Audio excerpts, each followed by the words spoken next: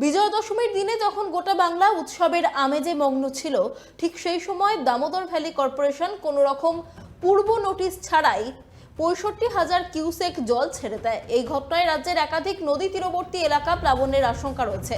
মুখ্যমন্ত্রী মমতা বন্দ্যোপাধ্যায় এই ঘটনাকে মানব সৃষ্ট বিপর্যয় বলে কড়া ভাষায় নিন্দা করেছেন। তিনি বলেন, বিজয়া দশমী আনন্দ আশার প্রতীক, কিন্তু ডিভিসি বিনা নোটিশে যে জল ছেড়েছে তা একেবারেই উদ্দেশ্য প্রণোদিত। বাংলার মানুষকে বিপদের মুখে ফেলা হয়েছে। এটা প্রাকৃতিক দুর্যোগ নয়, পরিকল্পিত বিপর্যয়। মুখ্যমন্ত্রী আরো বলেন, বাংলার বিসর্জন কেউ ঘটাতে পারবে না। আমরা এই ষড়যন্ত্রের বিরুদ্ধে রুখে দাঁড়াবো। সত্যের জয় হবে, মিথ্যার নয়।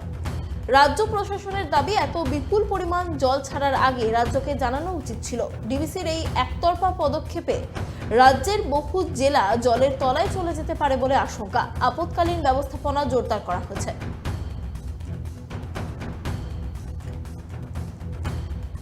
প্রত্যেকবারই ওরা করছে এবং মুখ্যমন্ত্রী এটা নিয়ে বলছেন। আমাদের সত্যি খুব একটা বড় প্রবলেম হয়ে যাচ্ছে। এটা নিশ্চিতভাবে আমাদের গভর্নমেন্ট লেভেলে এটা তুলবে। আমি এই যে নিরঞ্জন নিয়ে বলছি, এটা এখন খুব স্মুথলি চলছে। প্রত্যেকবারই ওরা করছে এবং মুখ্যমন্ত্রী এটা নিয়ে বলছেন। আমাদের সত্যি খুব একটা বড় প্রবলেম হয়ে যাচ্ছে। এটা নিশ্চিতভাবে আমাদের গভর্নমেন্ট লেভেলে এটা তুলবে। আমি এই যে নিরঞ্জন নিয়ে বলছি, এটা এখন খুব স্মুথলি চলছে।